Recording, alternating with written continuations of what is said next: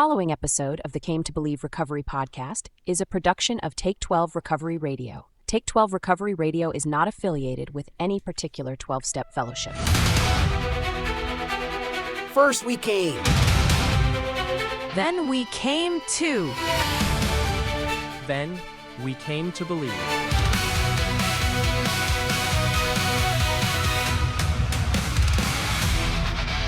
We do recover.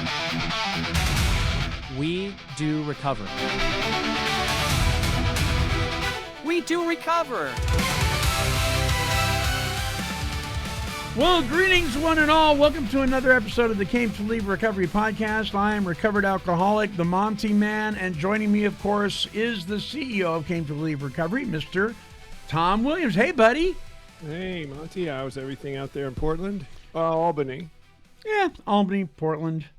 Well, you know, Albany sits in Lynn County, Oregon, which is one of the last of the Mohicans. It is one of the last conservative counties in the state. And that's all I'll say about that. Right. And I have to say Albany, we have to say Portland, because Albany, there's an Albany, New York. There is. There's Albany. So you could be in a bunch of different Albanys. Sure. Okay, so the topic this week is backsliding, which is, it's one of those. That's a bad word. Yeah. You don't want to say the backsliding word. We're going to be talking about that. Is there a difference between backsliding and relapse? Maybe. Can it be part of that? Maybe. Are you in a backslide? Maybe. Right. But first we're gonna have a little bit of fun here. Anyway, it is my turn this week to present trivia and see if I can stump Mr. Tom Williams. Here we go. So this is the game. The trivia game. You're gonna hate this.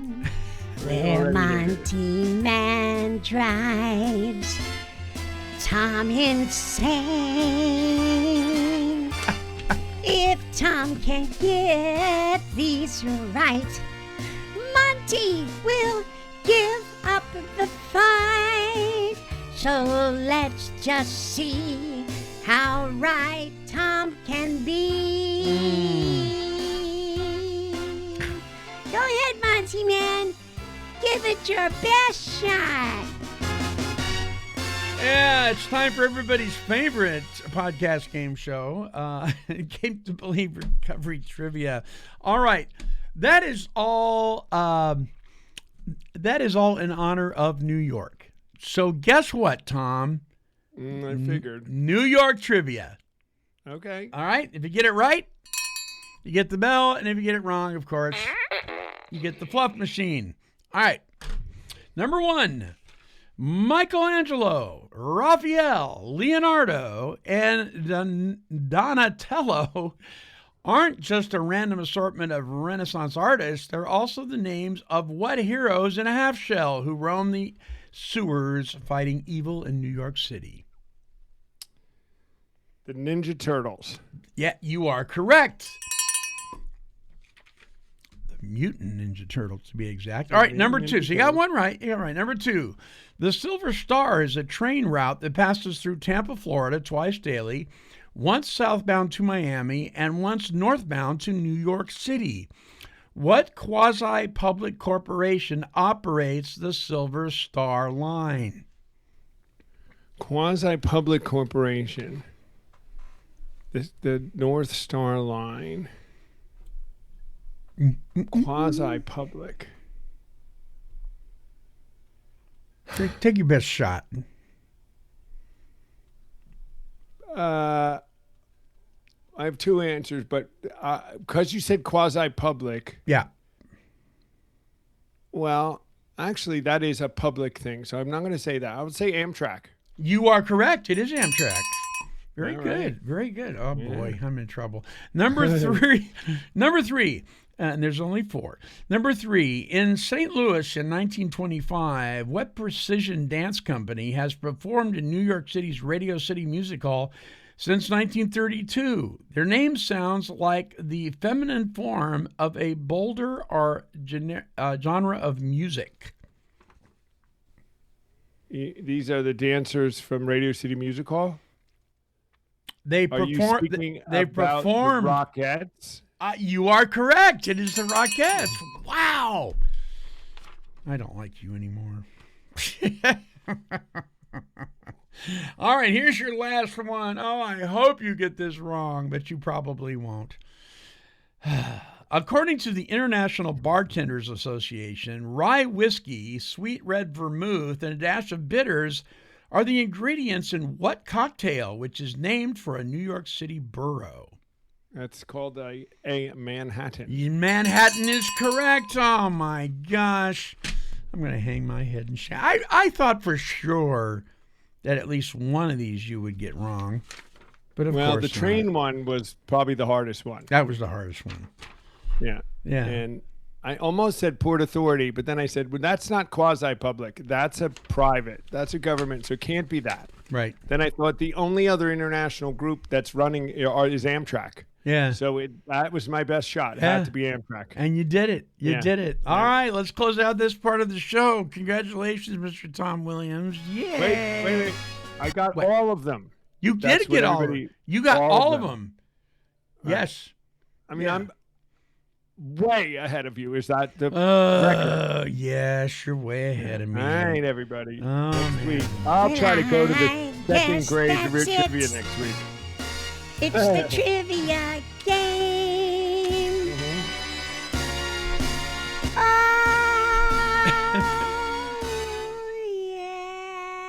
yeah. Yay, Tom. As trivia king, I would like to get rid of that song. You've got mail. All right. Oh, my gosh. There's mail in the mailbag, so All right. we want to read our mail. Come on, take a So the first email this week, the very first email, to send us an email at monty@cametobelieverecovery.org. We're going to send you a Came to Believe Recovery coffee mug, Tom. But you got to say, I want my coffee mug. So Okay. email me that at Monty, M-O-N-T-Y, at cametobelieverecovery.org. All right, our mail this week comes from our good friend, Gall. All right. Gall says, thanks for the great work you and Tom are doing this week as we are coming to an end of August. A question on Tradition 8 came to mind. I know that Came to Believe is not an AA group and does not follow the traditions, but I am aware, Monty, that you are an AA member. Well, I'm not going to claim whether I am or not, but you made a good stab at it. Let's just put it that way. In Tradition 8, it says, Alcoholics Anonymous should remain forever non-professional, but our service centers may employ special workers. And then Gall asked, why was Bill, and Lois taking royalties from the AA Big Book? Also, I'm aware of a Helen who also had royalties, but not sure why. So, if I don't know an answer to something, I'm going to reach out to my 12-step mentor, Mr. Chris S. And that's what I did. And so here's your answer, Gall. The Big Book was put into stock offerings.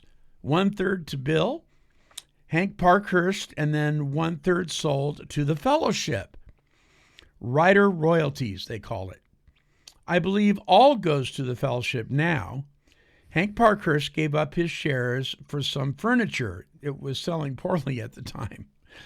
Helen was a close companion to Bill his last 15 years or so, almost like a family secretary, chief of staff. Lois was okay with this arrangement. In Bill's will, he set aside some publishing revenue for her.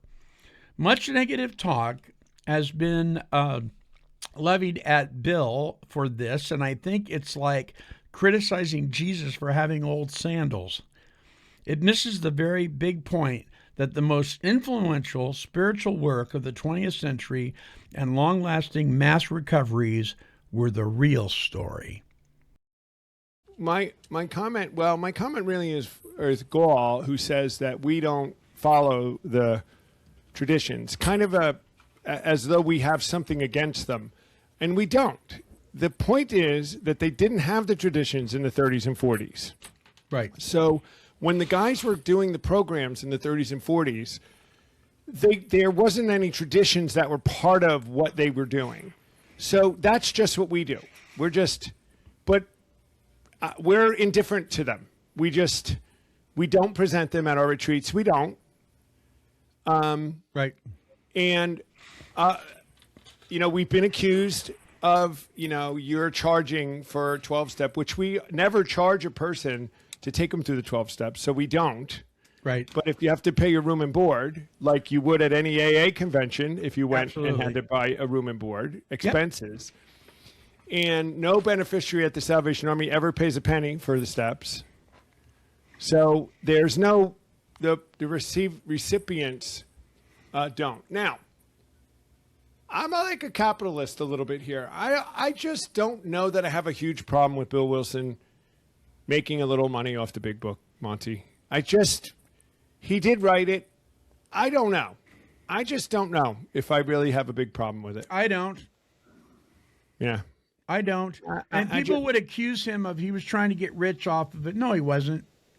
That's an assumption that a lot of people made. One of the things he was hoping in the sale of the 12 the books that originally the 12 traditions, he was hoping that would fly off the shelf. Nobody cared. Right. So what he did is he wrote an editorial on the steps and put it in the 12 and 12, and then it flew off the shelves. Right? But nobody got rich. He wasn't this, I'm going to make money off of AA guy. He wasn't that guy. In fact, if anything, Bill was very cautious that AA didn't start making a lot of money. He was really he would be flipping over in his grave if he knew how much was in the prudent reserve right now. He would not be happy. Right. And I don't care about that. Yeah. I think they need some money to operate effectively. Absolutely, they need the money. So I think part of and this will get me in trouble,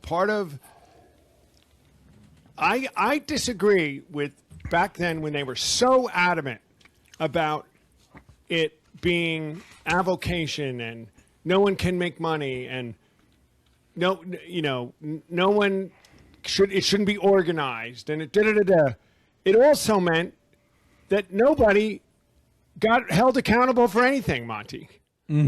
So it began to get watered down and people taught whatever they wanted. Right.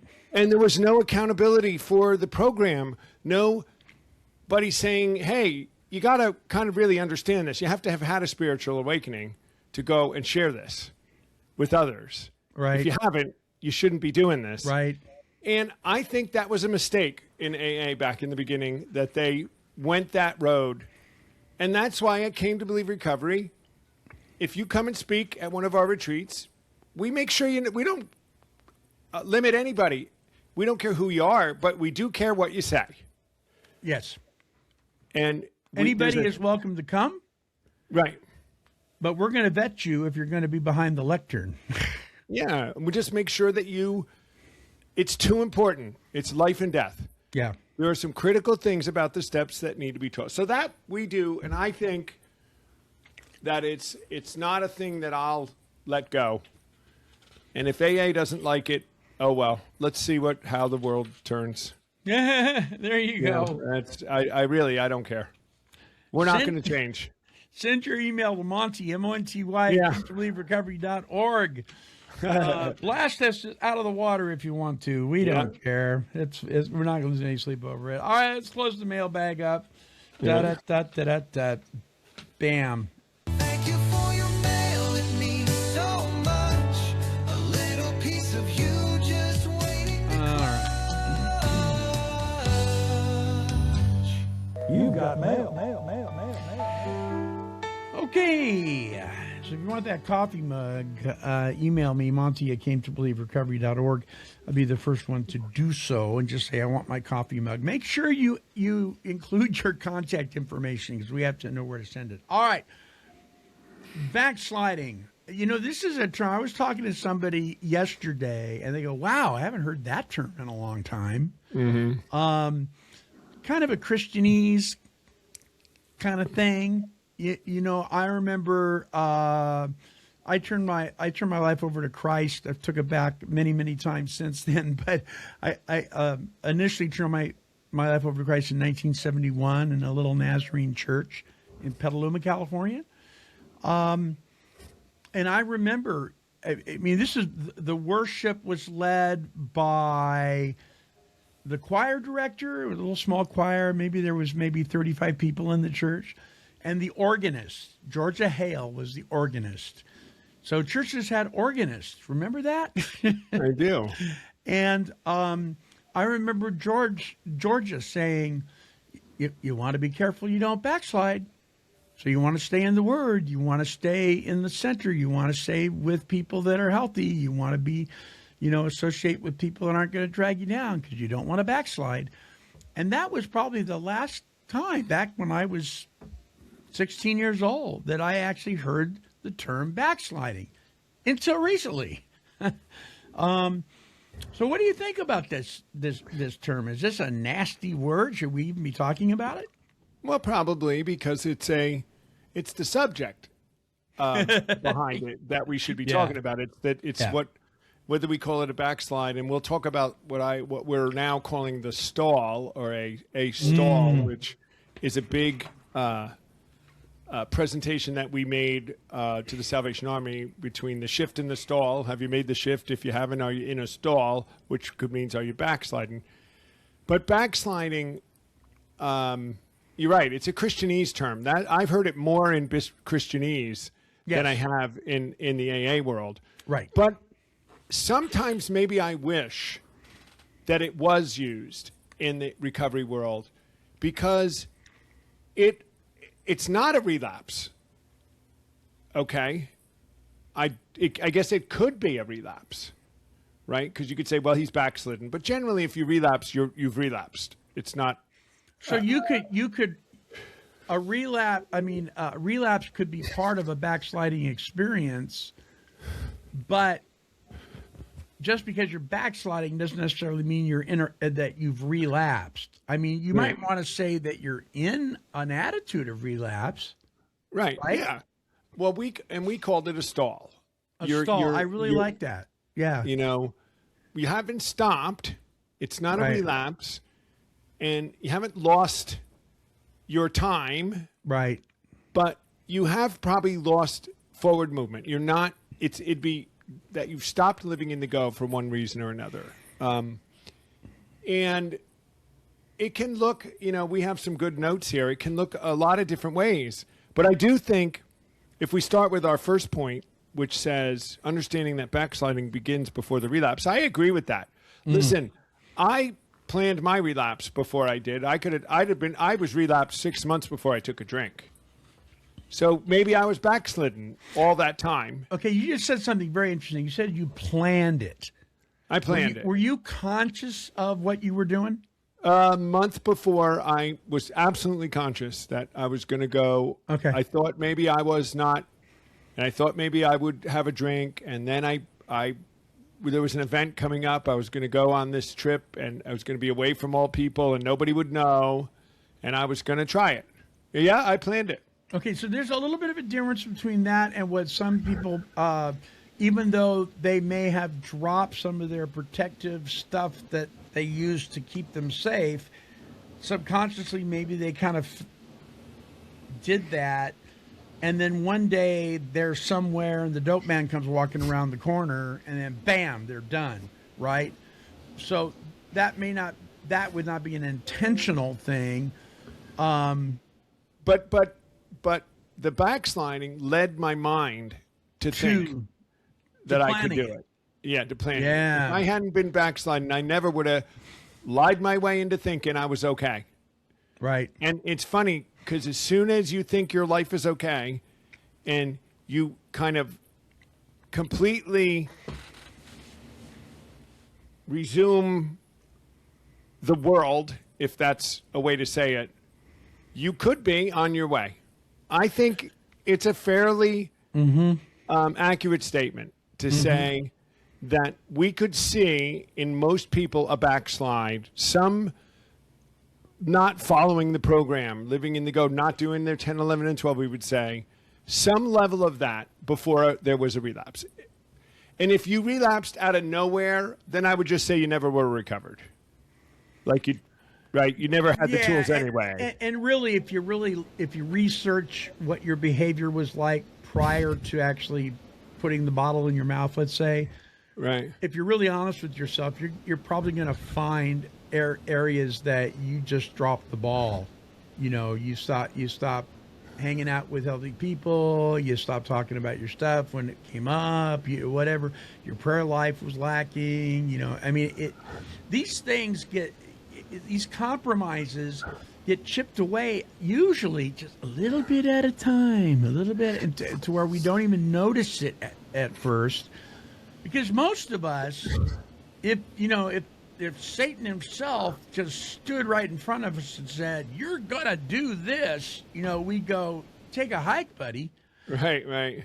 But these things. So I'm thinking when you were talking about when you think you're okay, there is a song that, and some people, I'm going to date myself here, some people are going to know this, that I really take issue with. Julie Andrews is on her way in The Sound of Music. She is on her way to the Von Trapp family's home to be the governess over the children, right? And she's scared to death. And she's got her guitar and her suitcase, and she's walking down the last road up to the house, and she sings a song, and in the song, she says, "I have confidence in confidence alone. Despite what you see, I have confidence in me." And I'm like, that is a lie from the pits of hell. So I have to stop right there. I am incredibly impressed that you were able to quote that. Did you look that up? Nope. No, I've always had an issue with that song. That is, I just am impressed because The Sound of Music is a classic, watched at least once a year by me. Yeah. Wow. Very good. All right. So how about this? You get a bell. I mean, you're horrible at trivia, but boy, you come up with knowing the words from a movie that was produced in 1940 or something. Yeah. Can't believe it. I forgot about that, but I have confidence in me. I mean, I think that's a pretty good motivational song, right? Yeah, if you're Tony Robbins. Oh my. All right. So what about this? So what about this scenario, Monty? Okay. And you kind of said it. Okay. So let's put it in our context. All right. The context of a Came to Believe retreat or a Founders or a Akron Cleveland spiritual awakening type of step process that you go through. Okay. So you went through it.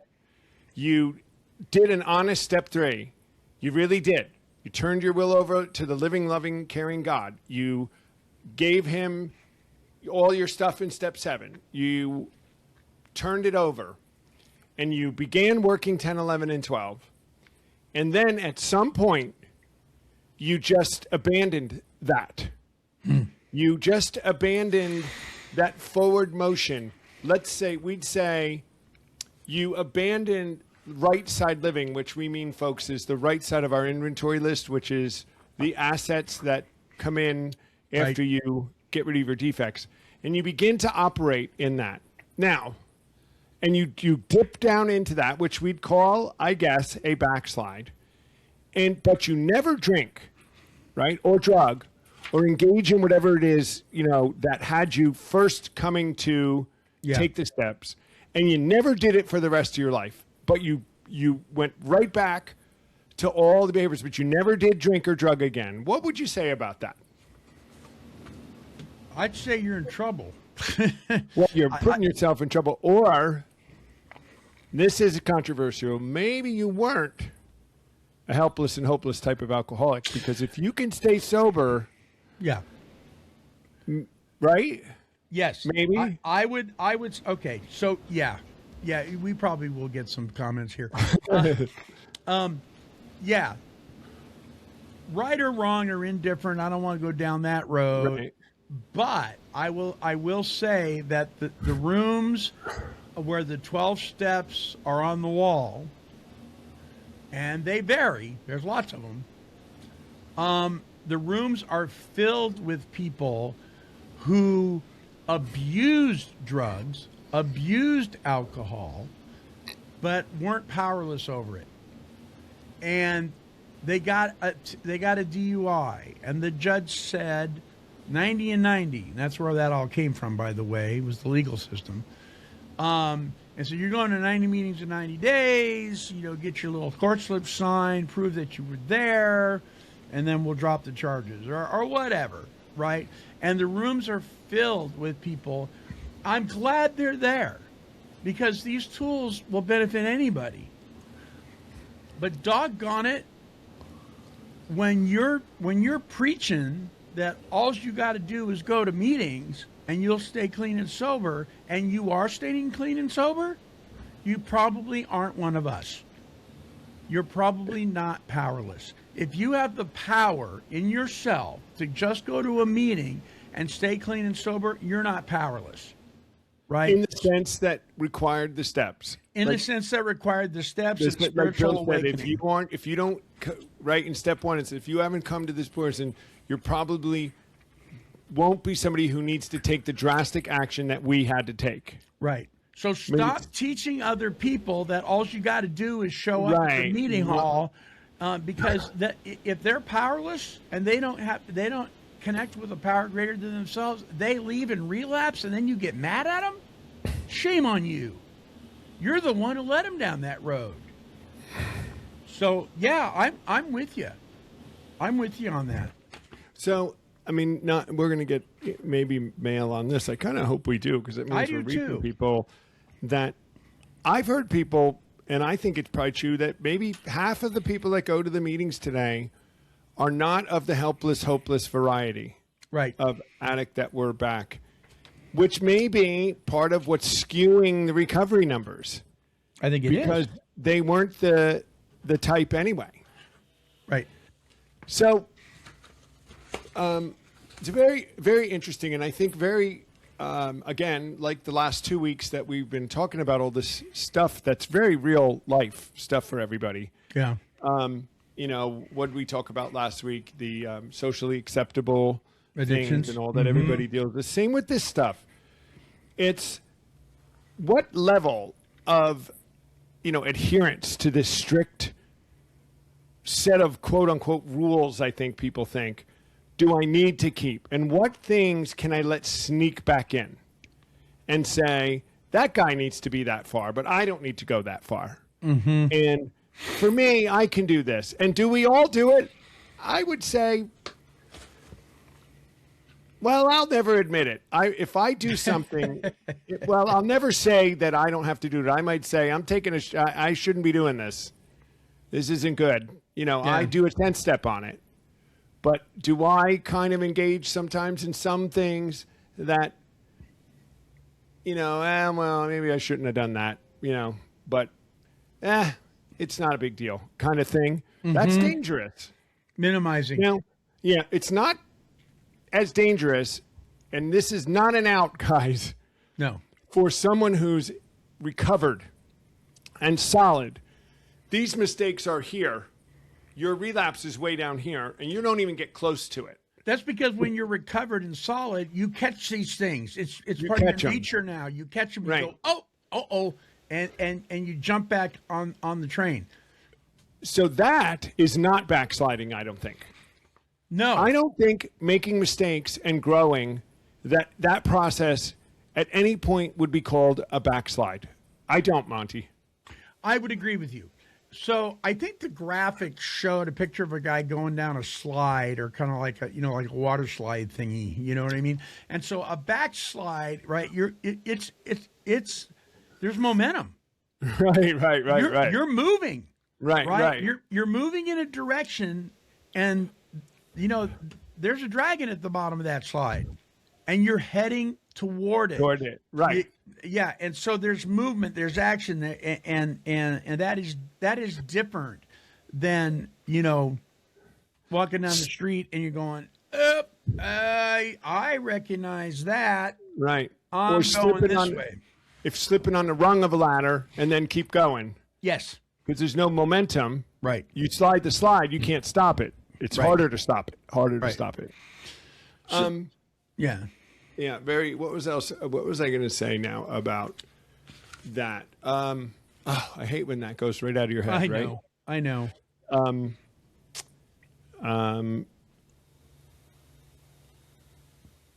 So let's look at number 2. Okay. So number Then 1 I'll was come back. understand that backsliding begins before the relapse. Yes. So we would think that's generally true. Yeah. There's usually some form of compromise Right. that is at least presented to you somehow, some way. You can call it the enemy of your soul. We can call it just life happening, or you turn the corner and there it is, or whatever. But it's usually presented to you, and then you need to make a decision what you're going to do with that. Number 2 in the talking points: don't abandon the convictions that once protected you. And I think most people, and see what you think about this. I think most people, if they look back at what took place before they started kind of going down a road that was unhealthy, I'm not talking about necessarily a relapse, that if they'd be honest, probably some of the convictions and practices that was protecting them, they've kind of stepped back from a little bit, right? Maybe it's their prayer life. Maybe it's their devotion life. Maybe they've allowed themselves to get too busy doing God's work, but failing to keep their personal relationship with God at the forefront. It's real easy, and I shared this on a show recently. It's real easy to say, tomorrow when I get up, the first thing I'm going to do is I'm going to hit my knees, and then wake up, forget about that, and check your email.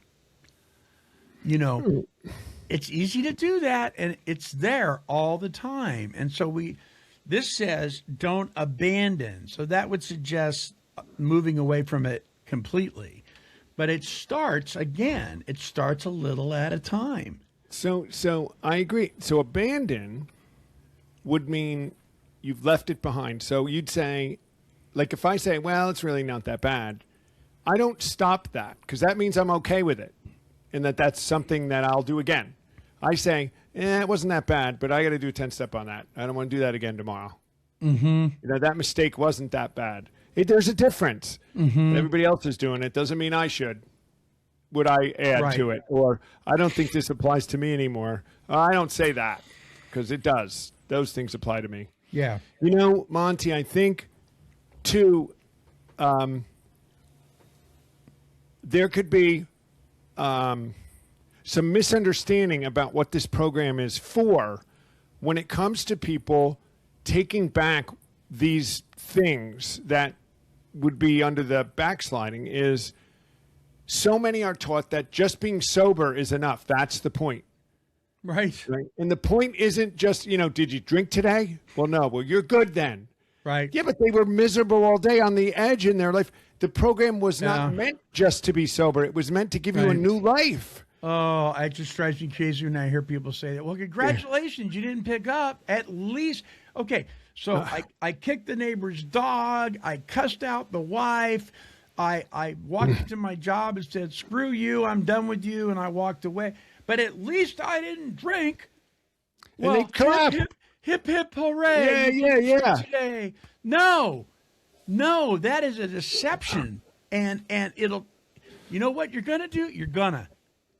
Right. You're going to drink. Or worse. There are worse things than drinking and using, folks. Believe me.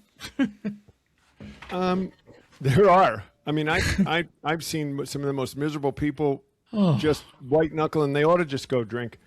All right, so let me talk about something here before we move to the next thing about that we put into our presentation about what we call the stall, which really is backsliding, and we use this terminology in that a lot. Training. And what we said that I think can be the culprit sometimes is what I call white light syndrome. or white light experience syndrome, which is where many people think they have to have this white light experience For it to be real. for it to be real. Yeah. And I even confess that the way we do the steps is often misinterpreted as a one and done. And you've heard that, right? That's one of the criticisms. You can't do it that quick. It doesn't happen that quick. And we say, but we never say that. We Right. give you the tools to work on it for the rest of your life. We never say you're done. So I think what happens is that people hear that they don't have a white light experience. They are expecting that, which is selfish and self-centered. They wake up Monday morning and they still feel the same way, or they still do something the same way. And Yeah. what do they say?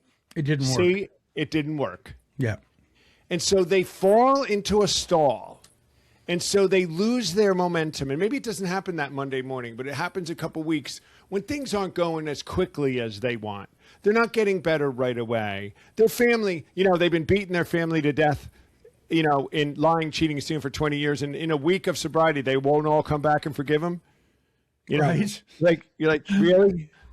Your credit rating is 200 and you want it at 800 next week. So these are, and I think, Monty, that this is something that feeds this kind of a thing. And they say, what's the use anyway?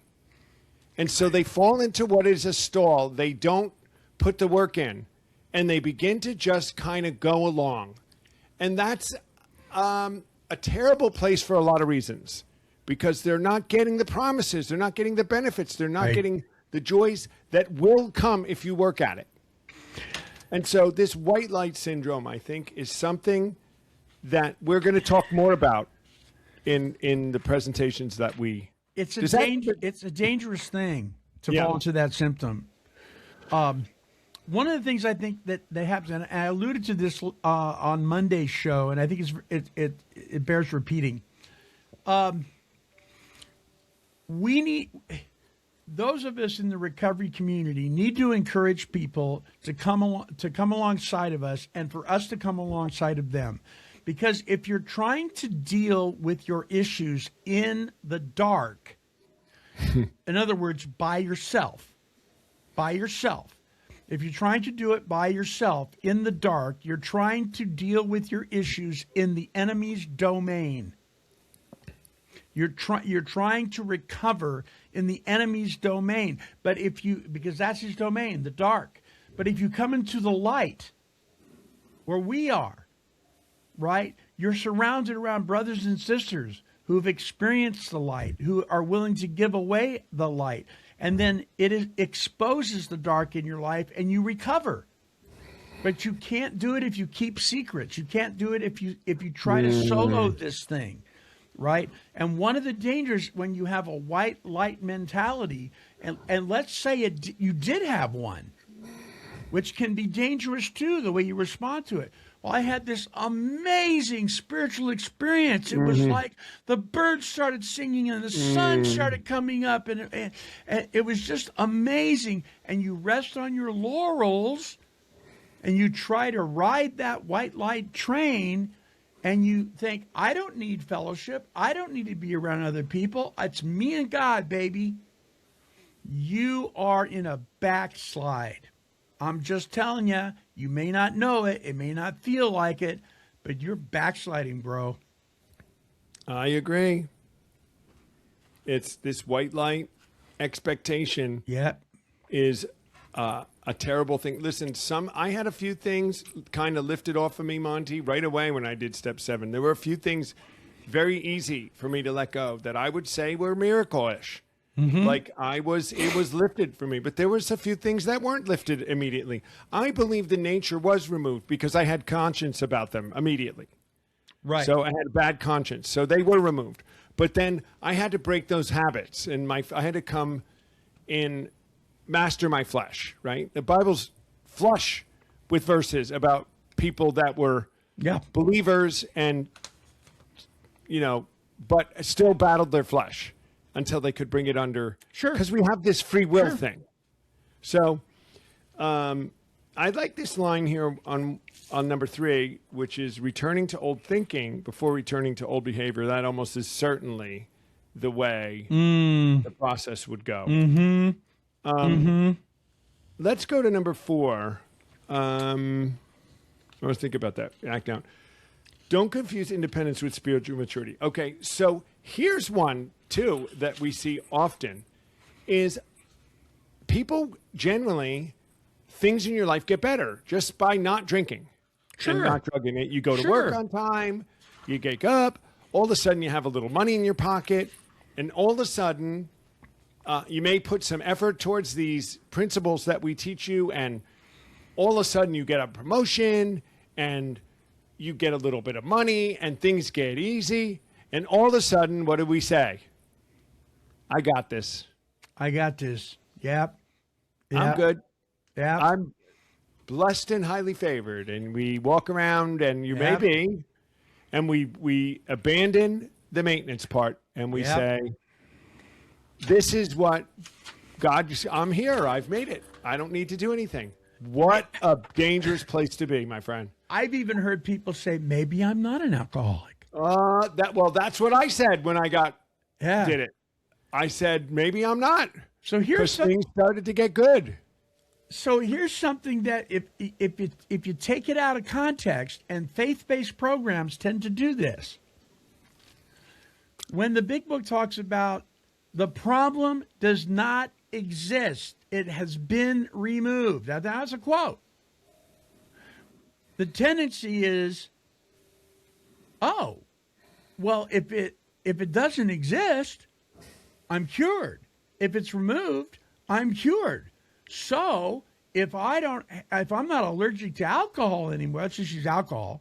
If I'm not allergic to alcohol anymore, then I could drink like a normal person. Ooh, I've heard people say that. In fact, I knew a guy, he was an associate pastor, and he was saying that to one of the people he was counseling. You're a recovered alcoholic, right? Yes. You can have a drink. And then you know what he said next? Why don't you and I go out and have a drink together? Yeah. See, what happened to me was, I got sober and went through retreats and did all this. This is years and years ago. And I believe now I'll know I kept something back. So was I fully recovered? No. But I was sober and I was 90% on. We know what that does, right? Half measures, we know it doesn't, not for us. Right. And time went on in my life, and I changed careers, and I grew up a little bit, and I was out of the high school days, and I was out of these immaturity, and I was paying rent, and and here comes the thought, maybe I wasn't an alcoholic. Maybe I just was immature and, in this party phase. But I've changed. I'm this normal person now. And I don't think like that, some of those things anymore. And I don't want to go and do this and that. And maybe I can drink. And that is the thinking that started with me. Now, before that, I had abandoned a whole bunch of stuff, and I began to live more in the world, and I was practicing no 10, 11, and 12 or anything, and all of a sudden it was, maybe I don't need it. Right. This is the deception, and that went on in my head. So that whole thing, maybe I'm not, this is a very real thing at 5 to 7 years, right? They call it the 7-year itch. Oh, yeah. And you forget it's far enough away that it seems like a different life. Yeah. And all of a sudden you think, maybe I'm a different person now. Yeah. It is the dangerous place. I have a biblical reference. I just saw this. When Mary Magdalene was at the feet of Jesus, wiping his feet with her tears because she was so repentant of her sin. And the people gathered around her and wanted to stone her because she was a prostitute, right? One of the things that you hear often is the story about how Jesus drew a line in the sand. We don't know what it was, but he told them, if whoever has no sin, you go ahead and cast the first stone. And everybody dropped their rocks. We focus on that. I want to talk more about what he told Mary. He said, "Go and sin no more. What does that mean? That means she still can, Right. right? It Yeah. doesn't mean it's gone. Her tendency to fall back into old behavior is still there because she's human. So he tells her, go and don't do this anymore, through his power, through his love, and she became one of his disciples.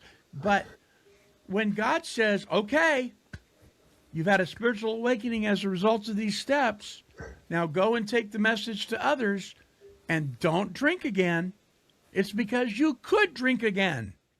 Right. He doesn't say that is a crucial, and we don't want to get too deep into this too, but this is a criticism, even theologic, that I've heard, Monty, that when we ask God to remove these natures, he doesn't actually remove them.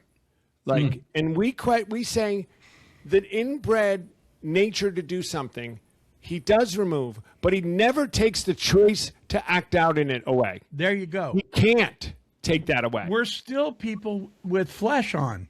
Right. You can't polish up the flesh, doggone Yeah. it. You just can't. But how do you know? Well, because before I lied, cheated, and stealed, and I was okay with it. I did it without any thought. Yes. Now it bugs my soul, my spirit. I can't do it without any thought. So I have to repent from it. Being able, God didn't say to Mary after that, you will now free from ever being able to sin like that again. I remove that from your life. Right. Go. He Right. wouldn't have to tell her to go and sin no more. He would remove it. He wouldn't have to give her that instruction. Exactly. Exactly. Yeah. Which would Wow, we're suggest getting that deep. she now has the power to say no. There you go. Because he told Right. her, say no. Right. Don't She do now it. has the power. She now has the power to. So, all things have passed away, all things are new, is not talking about the flesh. It's talking about our Right, right. spiritual condition. If all things are new and all things have passed away, why are you still wearing glasses? Why do you still sneeze when you have allergies? Why do you know what I mean? It is not Right. talking about your flesh. We are still in this limited body, right? But our spiritual nature has changed. The Holy Spirit has come to dwell within us, and that has changed. And what a wonderful gift that is. But doggone it, now we do have the power in choice. Yep. So the last one says, and we've been talking about this, and I think it's the difference between a backslide, actually, because if you notice yourself slipping, and I would say that is different than backsliding. That's I slipped on a step, maybe. Now, you can disagree with me. Turn around quickly. We hope that you have the tools, and you're working your 10, 11, and 12, so that if you make a slip or a mistake, as we say it, you can turn quickly and do. Mm-hmm. If you do that and turn quickly, I believe you avoid the backslide, which in turn makes you highly less likely for a relapse. Right. Do you agree? I agree. I think you could start to slip. I'm not sure I even like that term, but I know. you can start to move in the away from what you know is best for you. And if you have had a renewed spirit, if you have had a spiritual awakening, then more than likely what will happen is you'll go, I recognize you.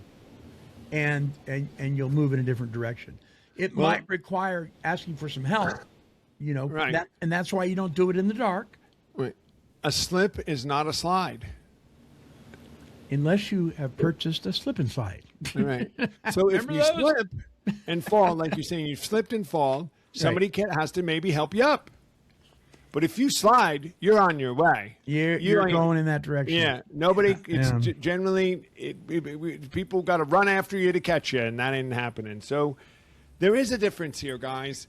A mistake does not mean it didn't work, does not mean the steps Right. aren't there, does not mean God abandoned you, does not mean any of that. It means you made a mistake, you quickly grab it and go. If you are sliding away and you have decided that you are going to make things that you turned over back into being part of your life, things that have had negative consequences, things that go against a pathway that leads to the promises coming true, and you begin to experience these consequences, I think you are in a backslide, and I think you are probably much closer to a relapse than you would be otherwise. Amen.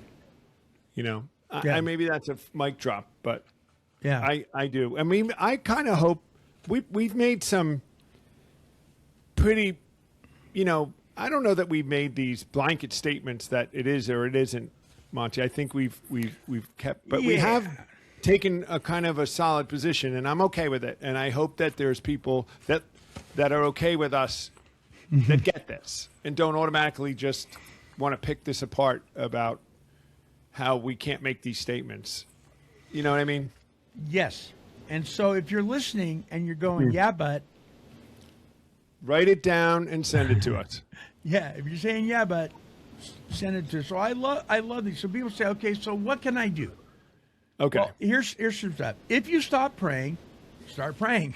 Okay. If you stop attending meetings, go back. Please don't resent yourself right out of the meeting. If the meeting is unhealthy, find a meeting that's healthy, but don't quit that one until you find one. So, I mean, don't be out there by yourself. Not because it's meetings, but because it's good to be with other people that are like-minded. If you've isolated, call somebody.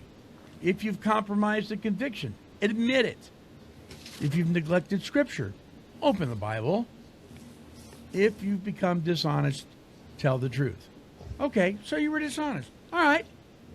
Don't beat yourself up over it. Tell the truth. I was dishonest. Okay. Yeah, we can work with that. Don't wait until you're in a full-blown crisis to do something about a small spiritual or recovery warning sign. That's the key. Small spiritual or recovery warning sign. It starts out tiny, but it starts out. Right. Right. Good show, man. Good show. Yep. Yeah. Very Yeah. good. Let me mix it up. My notes here. Come here. Helps Where are me, you? Yeah. thinking about this. Yeah. Right. Yeah. And you know, remember, if you've slid a long way, it can lead to something too, Monty, where people think, well, now I've just gone too far. I might as well just go the rest of the way. Right. You can turn, if you turn, you do start going the other way now, guys. Remember, it does stop the slide. Yeah. And you can stop it at any point in it Yep. and start that path again. And the promises can start right. The promises that were coming true at the top of the ladder, when you slide halfway down, the promises don't drop all the way. They are just waiting for you. If you turn, they Yeah. can start happening again, That's right? great. Yep. Yep. So don't beat yourself up. It's turn and just get back on. Yeah. And That's good. I hope we good. get some mail about this. I do think too. Would be good. MONTY at actionablerecovery.org. Yeah, right. All right. Our closing song, Pop Daddy Dale with his song Backsliders.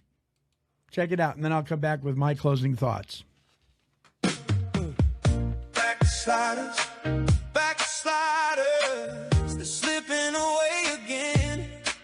They said they stay on the straight and narrow, but temptation pulled them in. They talk about recovery, they say they've changed their ways. Then Friday night comes rolling around, and they're back to their old days. Backsliders, watch out, here they go. One step forward, two steps backward, down that old familiar road.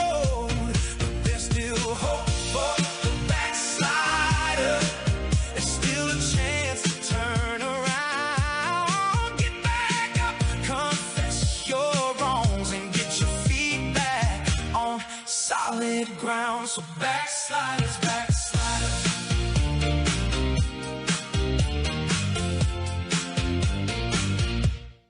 All right. Well, a relapse is one form of backsliding, maybe, but backsliding is much bigger than relapse, oftentimes. We can backslide in our attitudes, our thinking, our relationships, our faith, our convictions, our honesty, our prayer life, and our willingness to be accountable. The question isn't simply, have I relapsed? A better question is, am I still moving in the direction God wants me to go? Or have I quietly started walking backwards? And that's something to think about.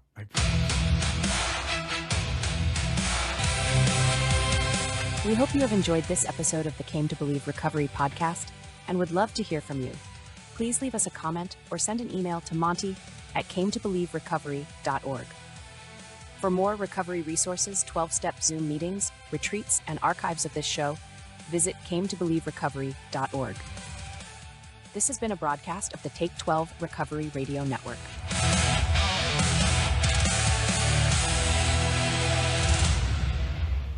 This has been a Chicken and a Pig production.